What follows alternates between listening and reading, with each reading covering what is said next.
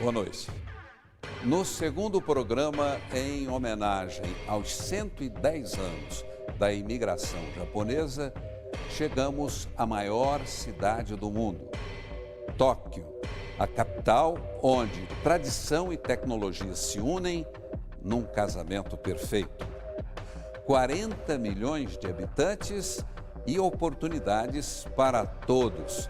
Nesta fascinante metrópole asiática, vamos conhecer brasileiros que enriqueceram trabalhando e japoneses tão ocupados que, aos 77 anos, ainda não encontraram tempo para conhecer o próprio país. O trabalho motiva e angustia, seduz e estressa, mas Tóquio busca o novo a cada minuto. Uma terra zen e frenética ao mesmo tempo.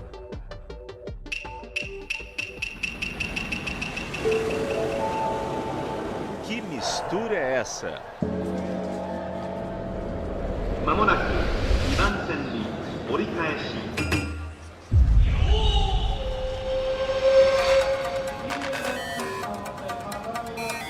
O mapa do metrô de Tóquio resume o Japão à primeira vista.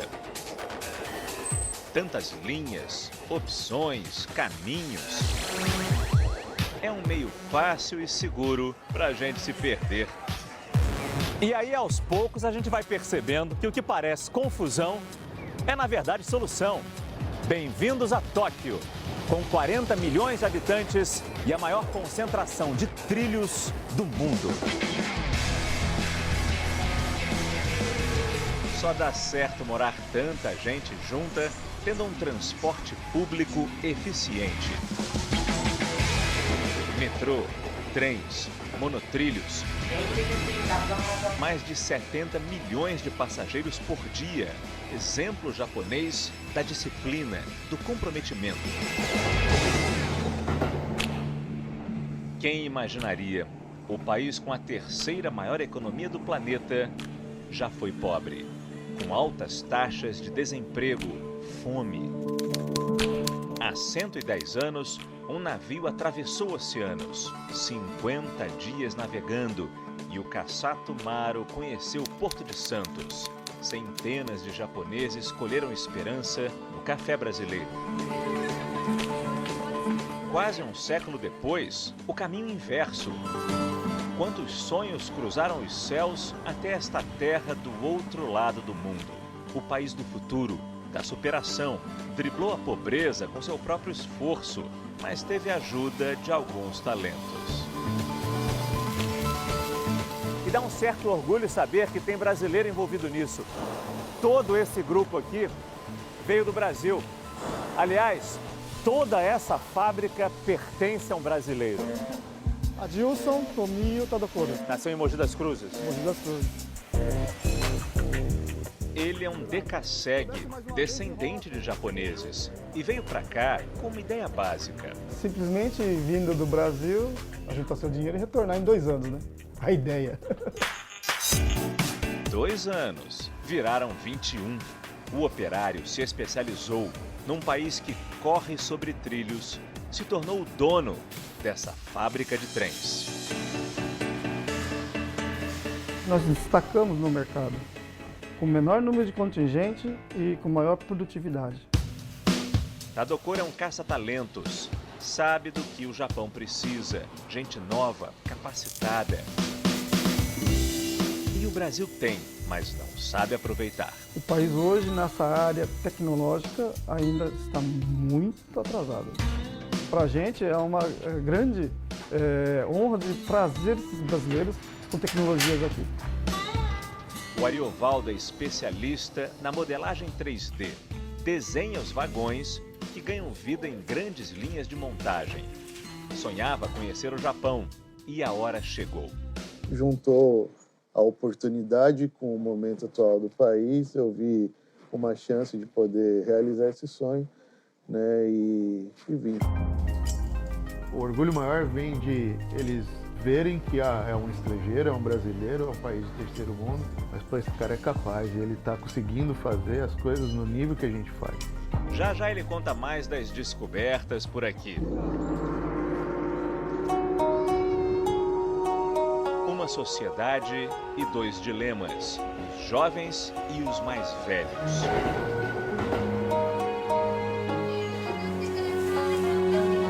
Sugamo é um bairro para fazer amigos.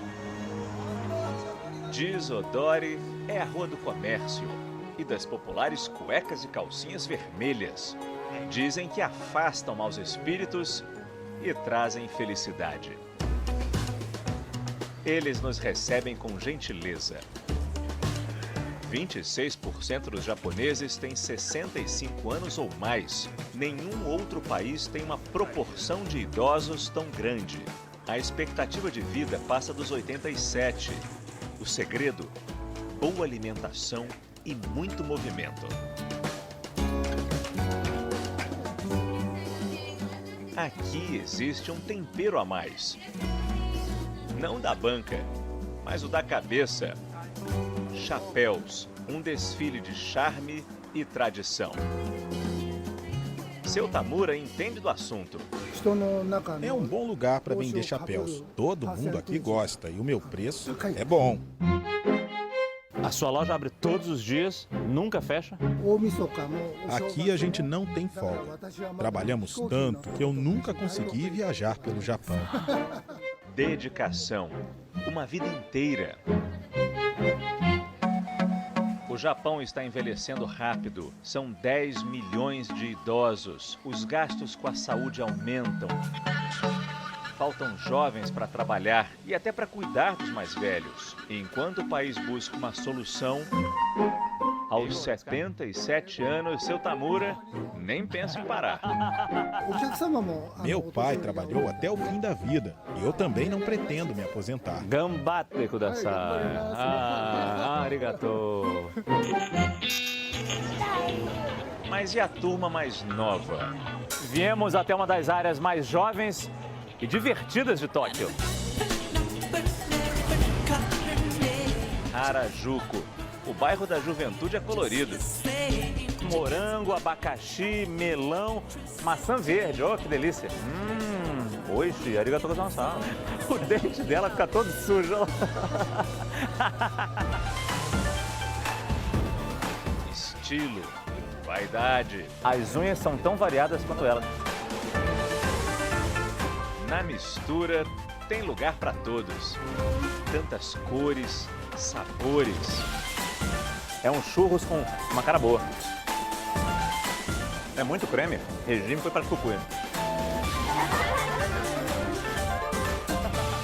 Mas e a felicidade?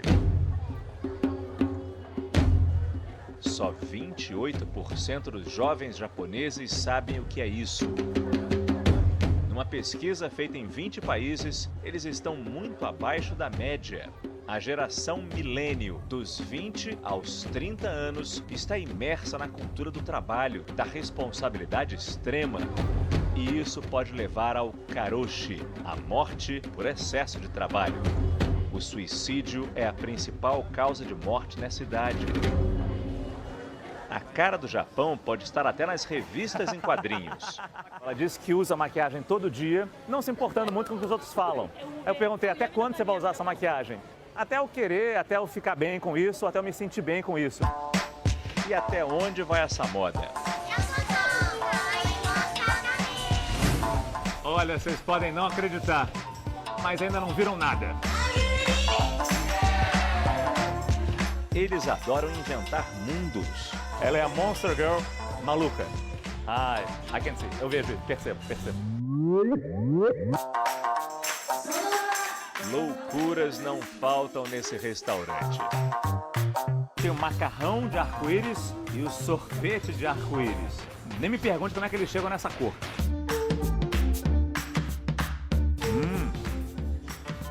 Gostoso.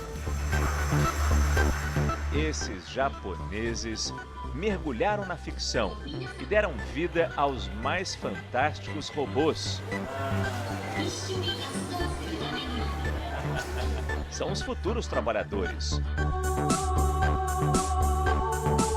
Estamos em Yokohama. O estádio vocês conhecem. Essa é a cidade do Penta. Acabou! É Penta! Da taça erguida na Copa do Mundo de 2002. E queremos de novo lá na Rússia. Aqui não há robôs, mas a experiência de comprar ficou mais inteligente. O mais interessante dessa tecnologia é que basta eu me aproximar da roupa que as informações já aparecem na tela. Eu já sei aqui as cores disponíveis, eu já tenho aqui também os tamanhos e até as combinações que eu posso fazer com esse casaco. E a internet completa. Aí eu balanço o braço aqui, ó. Vem comentários. Essa pessoa, por exemplo, comprou 2 casacos, um preto e um azul. Gostou tanto e ainda deu nota 5. 5 estrelas. Deve ser bom. E ainda elogiou. É fofinho. A ideia é tornar a compra mais divertida, misturando o mundo virtual e o mundo real. A nossa intenção não é reduzir o número de empregados. Botar no carrinho. Você usaria esse sapato? Para suprir a falta de mão de obra no país, as máquinas estão assumindo o caixa. E a máquina está me orientando ao seguinte, a pegar a cesta e colocar diretamente aqui dentro. Ah, tudo apareceu aqui direitinho que eu comprei ela. Aí aqui eu aperto agora para pagar. A novidade se espalha pelo Japão. Pegou a notinha, é só pegar os produtos e ir embora.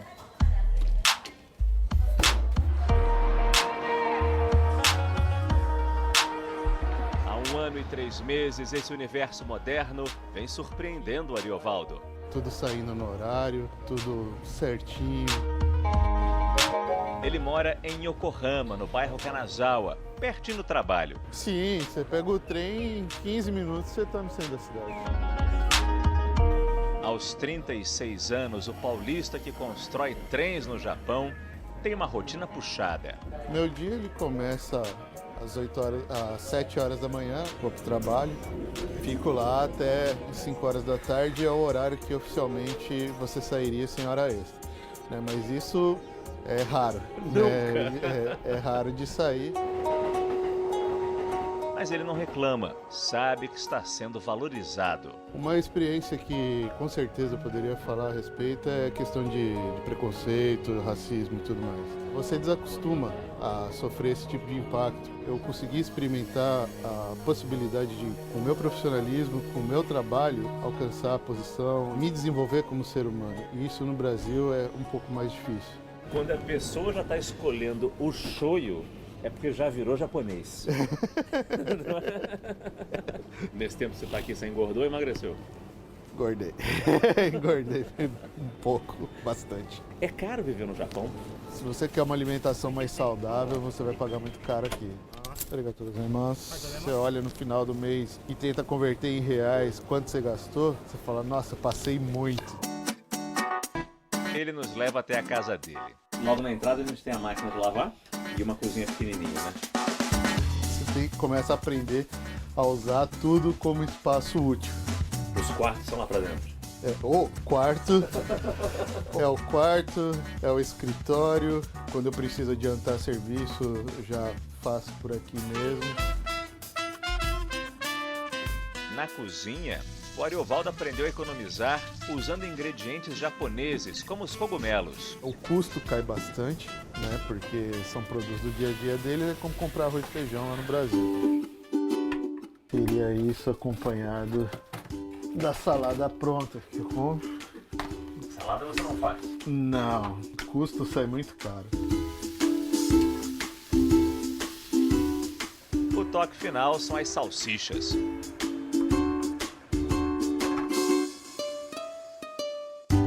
Aqui é chão paulista dentro do Japão.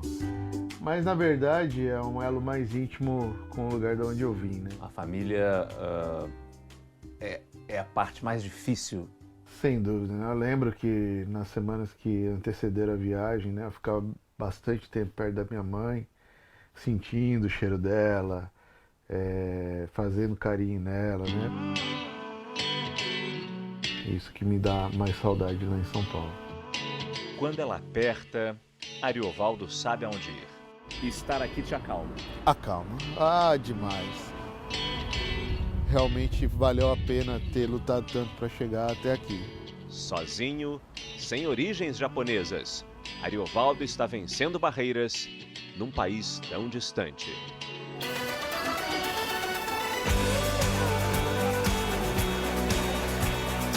Tóquio tem o maior e mais famoso cruzamento do mundo. Fica em Shibuya, numa esquina de arranha-céus. Mas 8 décadas atrás, o bairro era assim. Foi quando um certo cachorro entrou em cena. O ano 1935. O cachorro vinha todo dia a este ponto, em frente à estação de Shibuya. Os trens eram muito parecidos com este aqui. Ele vinha esperar o dono que voltava do trabalho. Um dia, o dono não voltou. Morreu no caminho. Mas o bichinho continua aqui, esperando, esperando. Se passaram quase 10 anos, até que ele não resistiu. Para os japoneses, essa é a maior prova de fidelidade, de amor.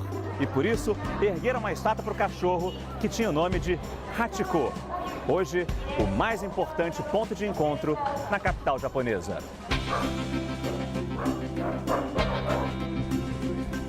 A história até virou filme e o Hachiko foi empalhado. Ganhou um lugar no Museu Nacional de Natureza e Ciência. A raça nunca mais saiu do coração desse povo.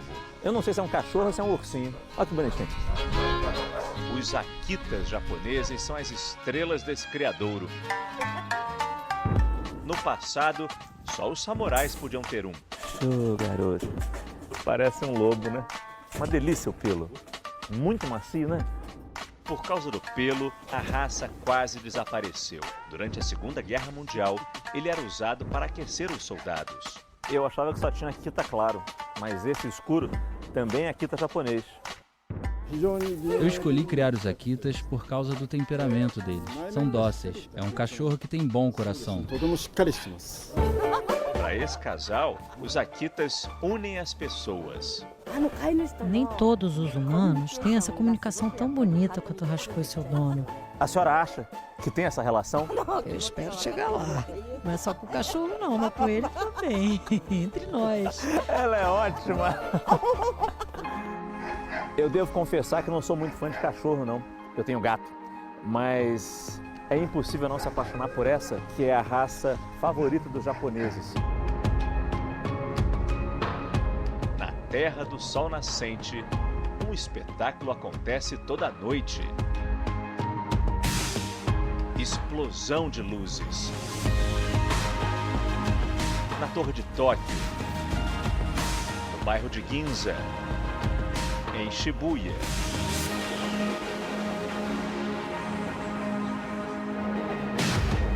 O complexo industrial em Kawasaki lembra um cenário de ficção científica.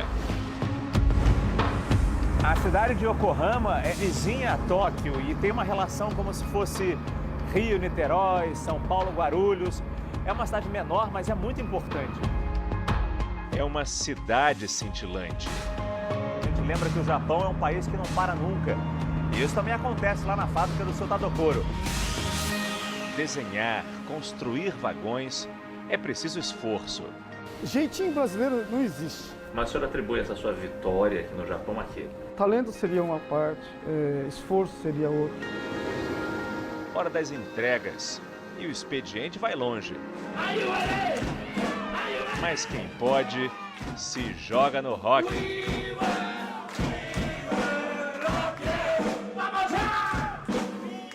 Os garçons se revezam entre as bandejas e o microfone. É para lugares como esse que muitos japoneses vêm depois do trabalho para relaxar.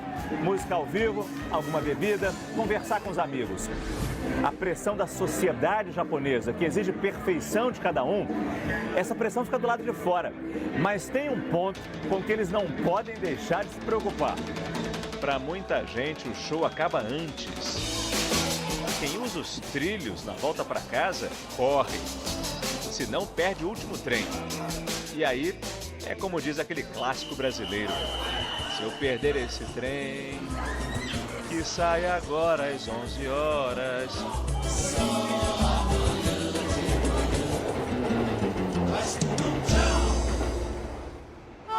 Um passeio de Maria Fumaça. os sabores numa feira de rua, a paixão pelo arroz e as luzes que vão te surpreender.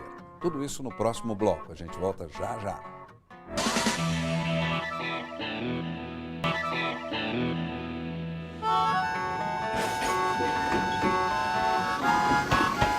Um caminho estreito coladinho nas casas.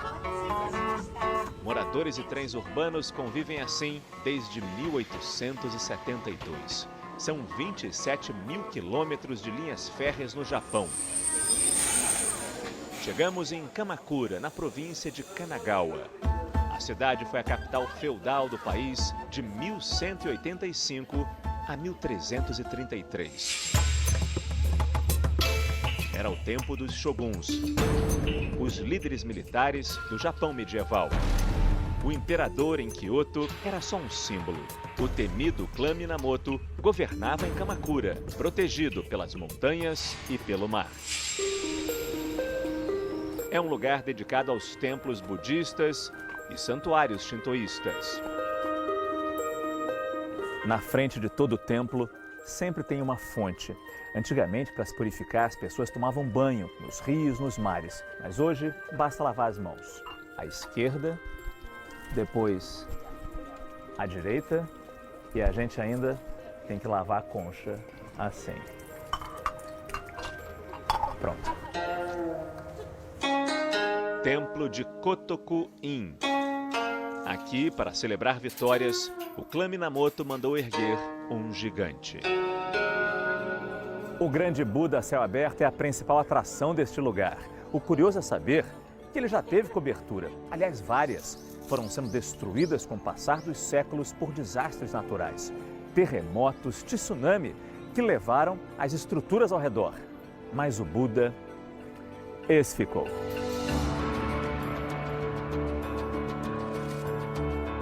Daibutsu, a estátua de bronze, tem 13 metros de altura. Representa o Buda Amida. Sentado na posição de lótus, ele medita e resiste ao tempo há quase 800 anos.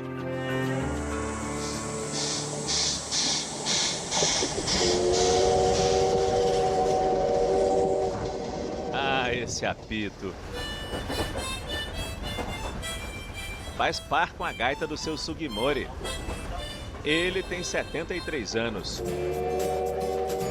A Maria Fumaça, quase 90. Juntos, atravessaram o país inúmeras vezes. Arigato! Sumasen! Oh, sugoi, né? Eles chegaram a todo vapor. Arigato! Toda viagem de trem no Japão é assim. Sempre tem uma excursão escolar. Eles aprendem de pequeno a usar e a respeitar os trens. Arigato gozaimasu.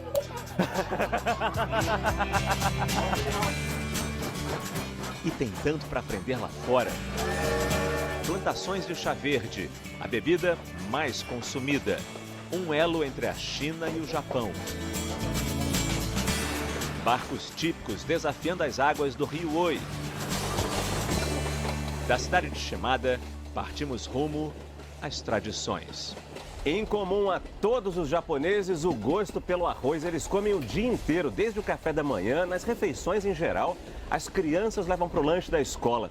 Não é só comida, é parte da história deste país e de cada um deles.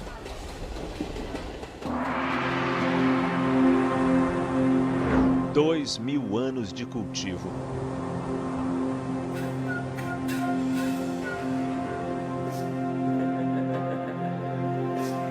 O Gohan, arroz cozido japonês, é a base de uma arte. Vai ganhando forma. E surgem os delicados sushis, que encantam e alimentam. Durante séculos foi moeda. Samurais eram pagos com arroz e a riqueza dos senhores feudais se media pelas sacas no estoque. Buscando um tesouro, esbarramos em outro, Wajima, cidade costeira na província de Ishikawa. Vizinha a extensas florestas.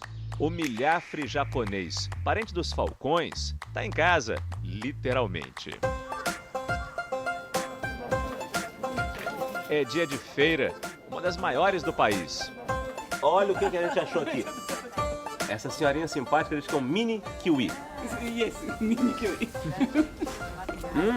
Mas é impressionante como é doce. São alimentos orgânicos da colheita, vem direto para cá. Essa feira é famosa pelos produtos em laca, então o potinho de madeira, depois de receber o esmalte, fica assim, ó, com um brilho muito bonito. E tá pela metade do preço. Impossível resistir. Arigato. Perceberam? Os japoneses são apaixonados por gatos. Temperos não faltam, nem frutos do mar. Conservas de ouriço, lulas secas no espetinho e o polvo com cara de mal. Já os peixes chegam fresquinhos. Arigatou gozaimasu. Melhor de comprar produto fresco é comer na hora. Vocês nem imaginam que peixe eu tô preparando na brasa. Esse será o meu primeiro baiacu. Sim, baiacu, dono de um poderoso veneno. Peixe desse. Delicioso. E assado na hora é outra coisa, né? Mas viemos atrás do arroz. Em uma jima, ele é plantado em terraços, nestas encostas, de frente para o mar do Japão.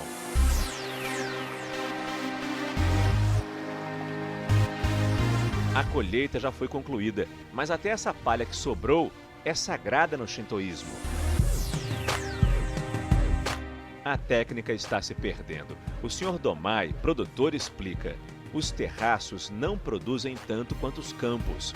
Ele está na cooperativa que tenta manter a cultura. Essa é a minha missão, preservar a tradição e passar para os mais novos. Eu tinha 10 anos quando colhi arroz pela primeira vez. Esse é um alimento muito importante para todos os japoneses. O Sr. Domai nos convida para conhecer a casa dele. Fica nesse vilarejo, no alto da colina, cercado por vários terraços. Ele mora aqui há 50 anos.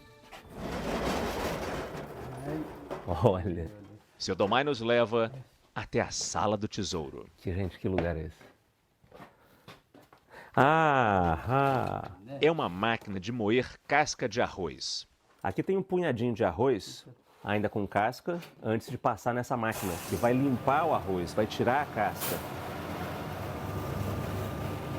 Branquinho. O típico arroz japonês. 125 dias cuidando da plantação. E seu Domai colhe 3 toneladas de arroz por ano. Mas ainda falta uma fabulosa surpresa que se revela à noite.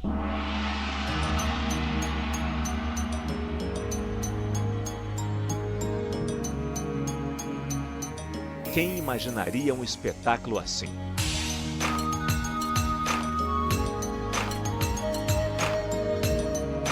Duas 2.000 lâmpadas de LED cobrem os terraços.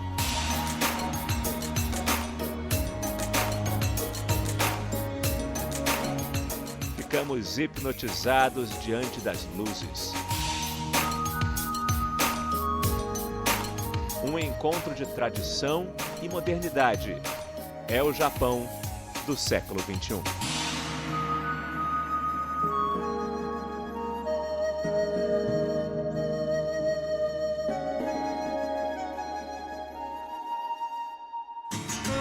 Fukushima, 7 anos depois. Nossos repórteres caminham por uma cidade devastada pelo tsunami e entram na zona de perigo radiativo. É daqui a pouco.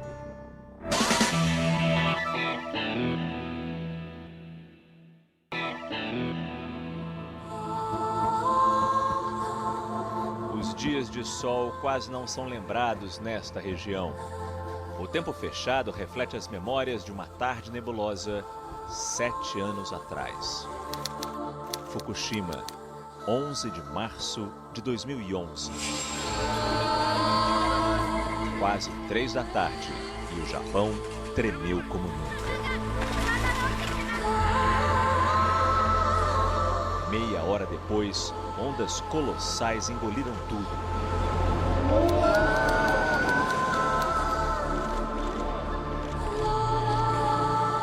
A usina nuclear explodiu e o pânico radioativo contaminou Fukushima.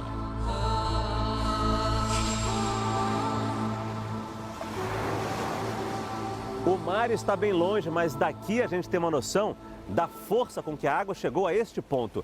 Esta barreira de ferro ficou completamente retorcida. E ela nos conduz a uma ponte até hoje interditada. A pequena Tomioka é uma das inúmeras cidades da região de Fukushima devastadas pelo tsunami. Não é a primeira vez que eu venho a Fukushima e o sentimento mais forte aqui, não só para mim, mas para qualquer pessoa, é de tristeza. Todo o sofrimento dos moradores e o que ainda falta ser feito nessa região, tudo isso fica muito claro em cenários como este, onde o mato e o silêncio tomam conta de tudo. A impressão que a gente tem aqui é que as pessoas saíram correndo. Elas receberam um alerta de radiação, da onda que chegava e saíram correndo. E não pegaram absolutamente nada. A casa não foi saqueada. O forno de micro-ondas, a geladeira, está tudo aqui ainda, esperando os moradores voltarem.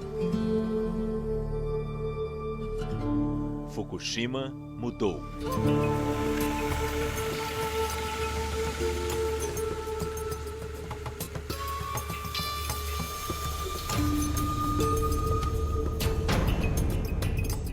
Aumentaram os casos de depressão, ansiedade, alcoolismo, estresse pós-traumático. Por causa da radiação, ainda existem áreas proibidas. Sacos pretos enormes guardam lixo radioativo. Em toda a região, a gente acha medidores de radiação como esse. Eles ficam monitorando 24 horas o ar para ver até que ponto ainda é perigoso ou não estar aqui.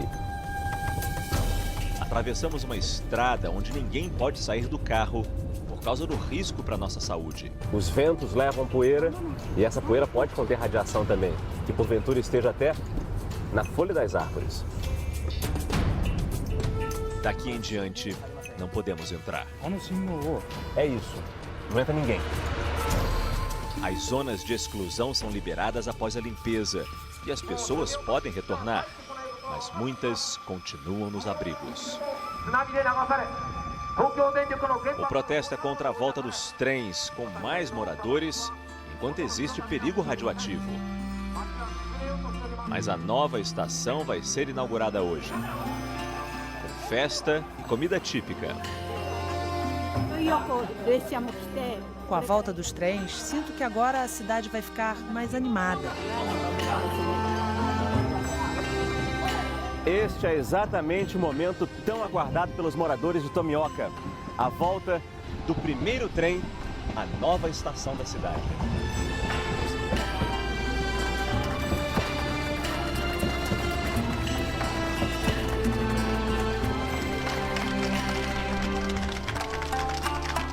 Até o maquinista ganhou flores.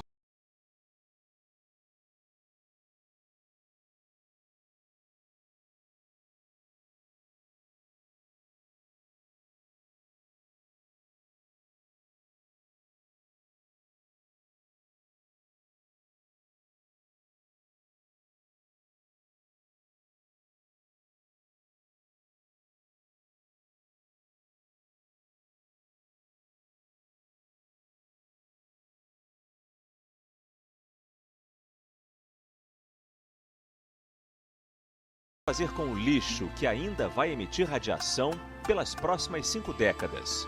Como desmontar a usina de Fukushima.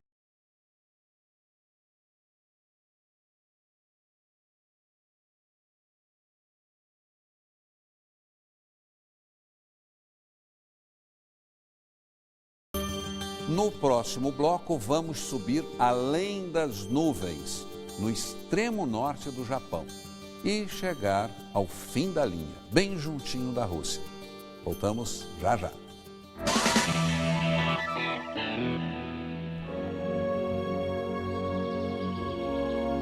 Chegamos ao norte do Japão, Hokkaido, uma província que ocupa toda a ilha. É interessante perceber que, apesar de ser a segunda maior ilha a formar o arquipélago japonês, Hokkaido tem uma população relativamente pequena se a gente leva em conta o seu tamanho, o seu território.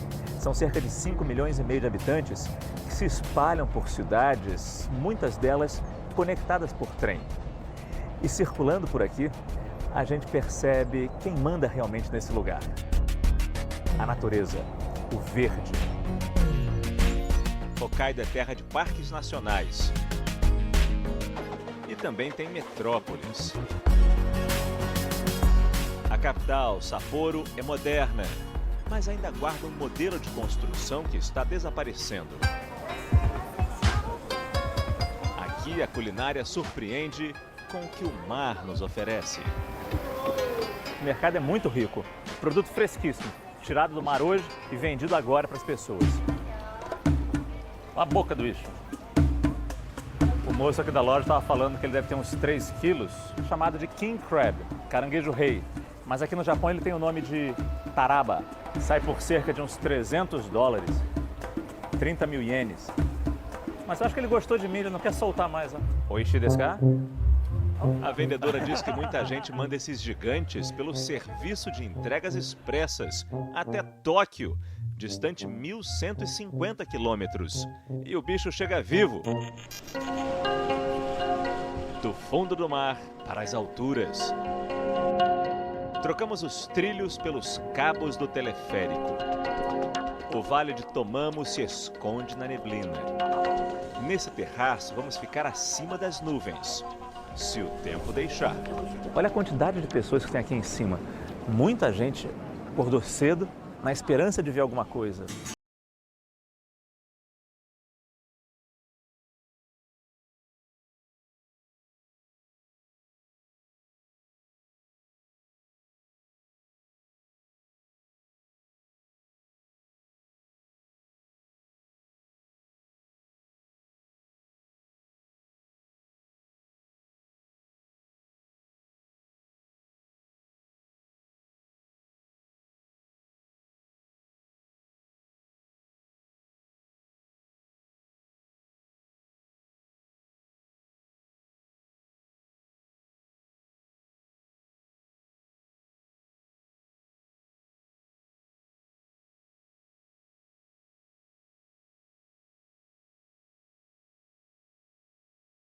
Que os japoneses apelidaram de Onkai, um mar de nuvens.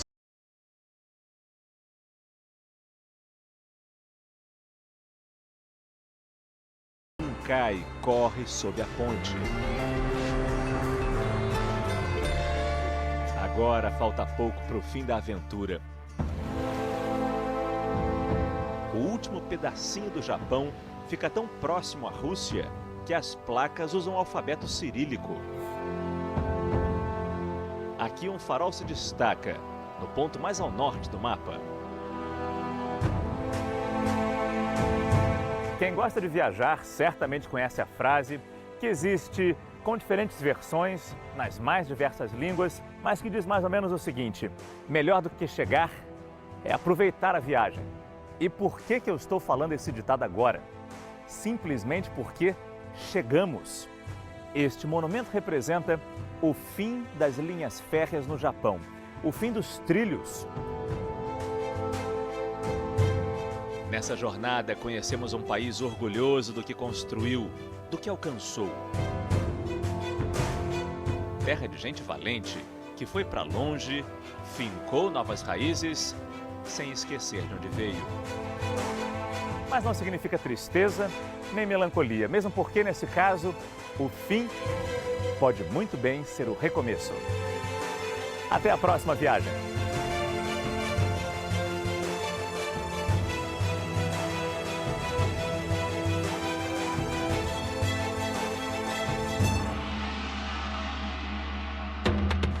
Para rever a nossa viagem pelo Japão, acesse o Globoplay. Fique agora com a super série Onde Nascem os Fortes. Boa noite.